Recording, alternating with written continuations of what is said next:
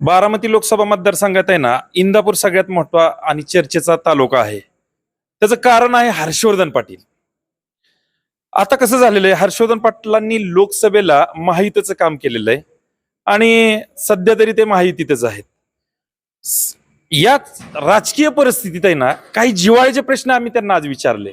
जसं जय पवारांच्या उमेदवारीविषयी असेल किंवा नुकतंच सुप्रियाताईंनी म्हणलेले होते की मरेपर्यंत मी हर्षवर्धन पाटलांना विसरणार नाही किंवा त्यांना त्यांच्याशी संबंध चांगले ठेवणार, किंवा शरद पवारांची दिल्लीमध्ये त्यांची बैठक झालेली आहे का, या सर्व गोष्टीविषयी आम्ही त्यांना प्रश्न केले. खरं तर हे त्यांचे जिव्हाळ्याचे प्रश्न आहेत. याच दूधगंगेच्या बिल्डिंगमध्ये काही वेळापूर्वी आम्ही त्यांना प्रश्न विचारले. या प्रश्नाची बेधडकपणे त्यांनी काय उत्तरे दिली हे आपण आता सध्या पाहू. कुठंही जाऊ नका, महत्वाचा एपिसोड आहे, सबस्क्राईब करा. हर्षवर्धन पाटील काय म्हणतात पहा, चला. अजितदादा म्हणतात की जय पवारांना उमेदवारी दिली जाईल, तुम्ही कसं पाहताय? मी कुठेतरी मगाशी मला सांगितलं कुणीतरी की असं असं त्यांचं स्टेटमेंट आलेलं आहे. आता नेमकं ते काय बोलले मी काय बघितलेलं नाही. पण एक गोष्ट निश्चित आहे की महायुतीच्या जागा वाटपामध्ये ज्या पक्षाला जागा जाईल त्या पक्षाचे जे नेते असतात तो त्यांचा अधिकार आहे उमेदवारी कोणाला द्यायची. त्यामुळं अगोदर महायुतीच्या जागा वाटप होऊ द्या, मग जागा त्या महायुतीमधल्या पक्षाला जातील आणि मग त्या पक्षाचे जे प्रमुख असतात ते उमेदवार जाहीर करतात तिथं कोणाला द्यायचं आहे. त्यामुळं उद्या बारामतीची जागा ही निश्चितच राष्ट्रवादी काँग्रेस पक्ष अजितदादाचीच राहणार आहे.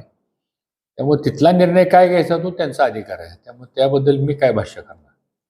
पार्लमेंटरी बोर्ड म्हणजे नेमकं काय? पार्लमेंटरी बोर्ड निर्णय घेणार अजितदादा म्हटले जय पवार यांच्या उमेदवारी. हां, ज्या त्या पक्षाचं जागा वाटप झाल्यानंतर जी उमेदवारी देण्याची जी प्रक्रिया असते तिथे इच्छुक असतात बरेच प्रत्येक मतदारसंघामध्ये आणि ते पार्लमेंटरी बोर्डामध्ये जातं आणि मग पार्लमेंटरी बोर्ड त्याच्यावर साधक बाधक चर्चा करतं आणि शक्यतो सर्वानुमते तो उमेदवार जो कोणाला द्यायचं त्याचं नाव ठरतं. त्याच्यासाठी ते पार्लमेंटरी बोर्ड असतं. ही प्रत्येक पक्षामधली एक व्यवस्था आहे. मला वाटतं त्या व्यवस्थेप्रमाणे ती तशी म्हणली असते. भाऊ, गेल्या 8-15 दिवसात खूप चर्चा होती की तुमचं आणि शरद पवार साहेबांचं रिलेशन चांगलं आहे, काही चर्चा होत आहेत. त्यातच सराटीच्या कार्यक्रमानंतर सुप्रियाताई म्हणले की मी मरेपर्यंत भाऊंशी माझे संबंध चांगले आहेत. नेमकं चाललंय काय? नाही, गेले 3 निवडणुकीला सुप्रियाताईंना ज्यावेळेस आम्ही महाविकास आघाडीमध्ये होतो त्यावेळेस आम्ही त्यांना मनापासून मदत केलेली आहे आणि त्याच्या अगोदरची एक पहिली निवडणूक झाली त्या निवडणुकीला पवारसाहेब उभा होते. आम्ही त्यांनाही मदत केली आणि आता आम्ही भारतीय जनता पक्षामध्ये महायुती असल्यामुळं अजितदादांच्या सुविद्य पत्नी सुनित्रा वहिनींना आम्ही त्यांनाही मदत केली. त्यामुळं आम्ही निवडणुकीमध्ये जी भूमिका जाहीर करतो त्याप्रमाणे आम्ही काम करतो.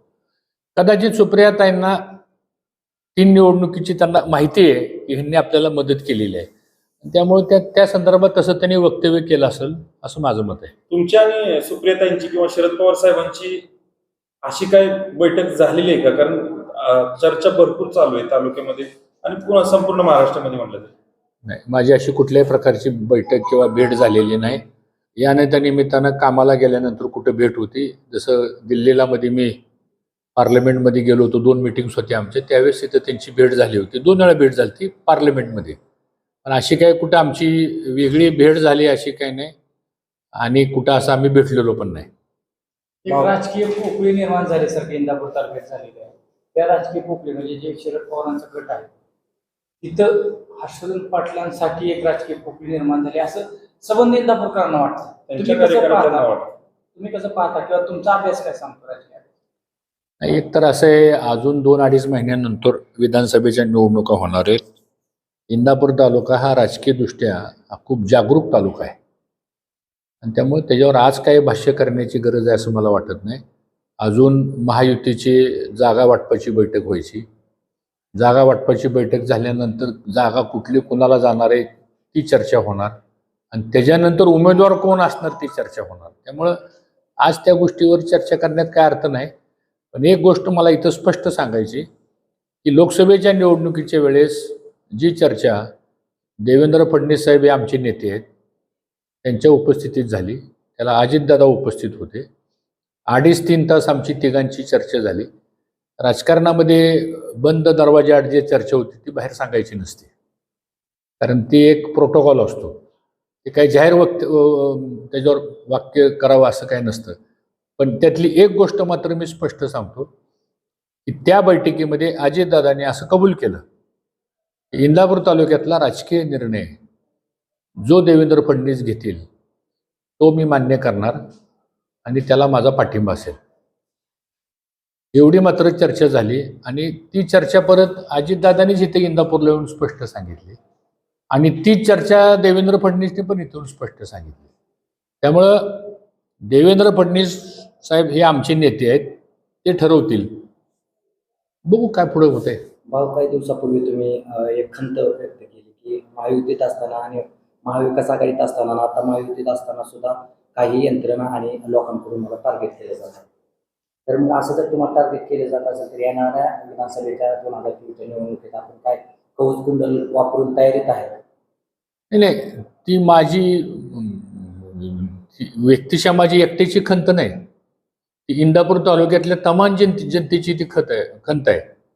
कारण लोकसभेच्या निवडणुका कुठल्याही राजकीय पार्श्वभूमीवर झाल्या त्यावेळेची परिस्थिती वेगळी असते आणि 3 महिन्यांनी लगेच विधानसभेची निवडणूक लागल्या, ही सगळी समीकरणच वेगळी होतात सांगतो. हा, आणि मग ह्या समीकरणाला किंवा लोकसभेमध्ये चर्चा होती एक, लोकसभा झाल्या विधानसभेला वेगळं स्वरूप होतो बाहेर, ह्याच्याबद्दल लोकांच्या मनामध्ये खूप खंत आहे ह्या सगळ्या घडामोडीमध्ये.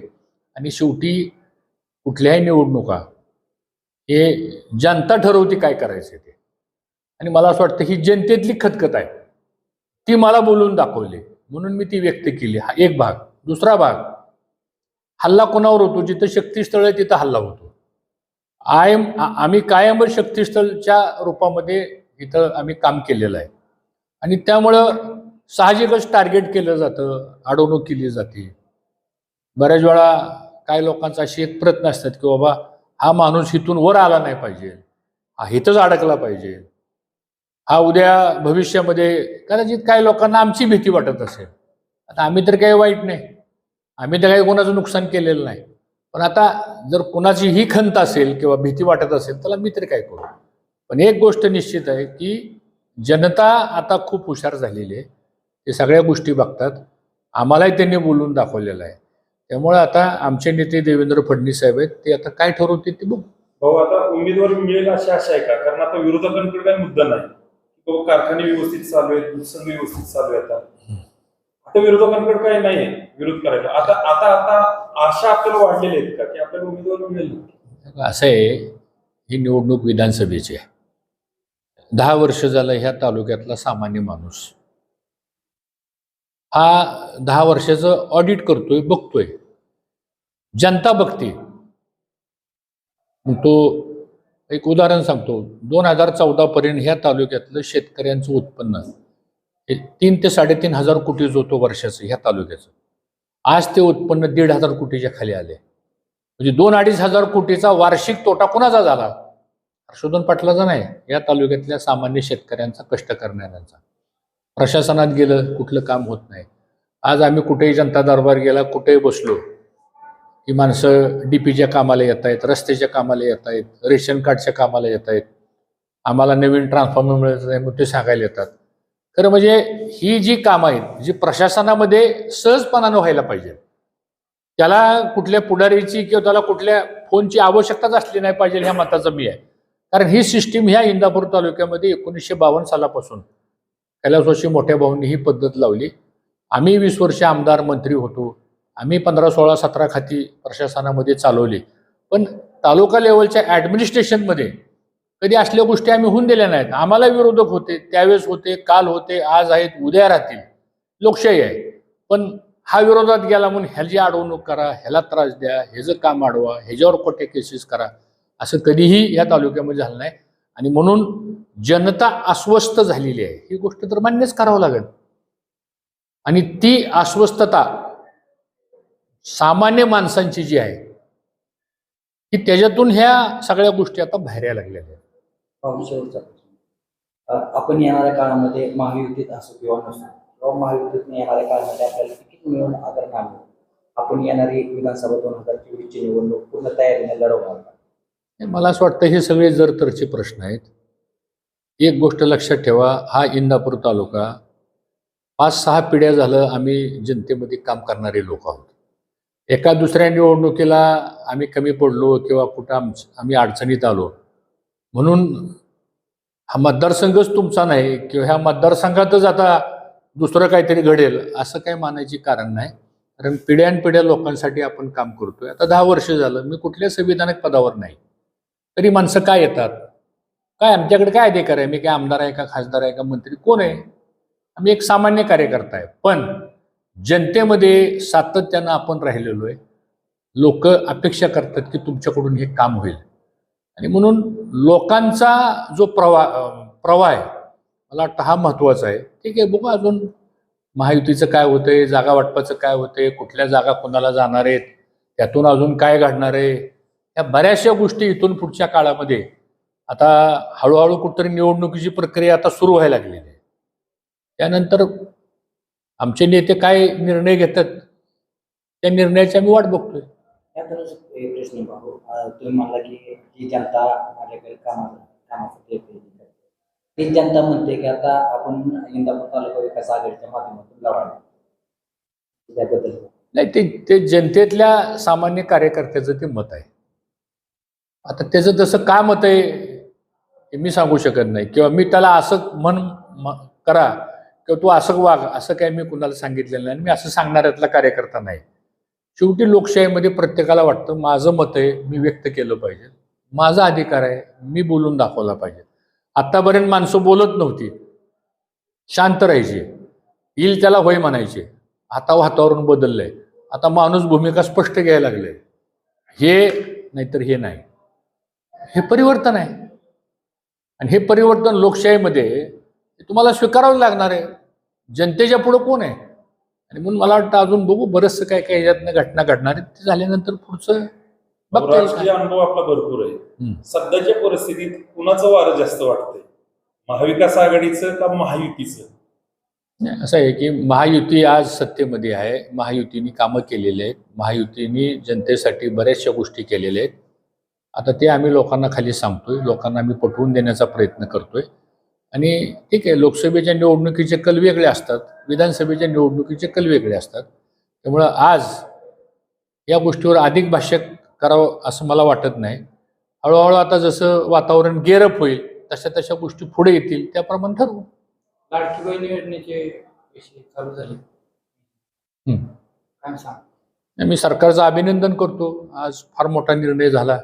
1500 रुपये दोन हप्ते खात्यामध्ये भरण्याच्या संदर्भातली प्रक्रिया सुरू झालेली आहे आणि एक चांगला आमच्या महिला वर्गाला एक दिलासा मिळाला, एक आर्थिक पाठबळ त्यांच्या पाठीमागे उभं राहिलं. आणि शेवटी घरातली महिला जर सक्षम झाली तर कुटुंब व्यवस्थित चालतं, पुढची पिढी व्यवस्थित चालते. आणि म्हणून महिलांचा सन्मान ठेवण्याचं काम आणि महिलांचं आर्थिक सबलीकरण करण्याचं काम या योजनेमधनं होते. मी त्याचं अभिनंदन करतो.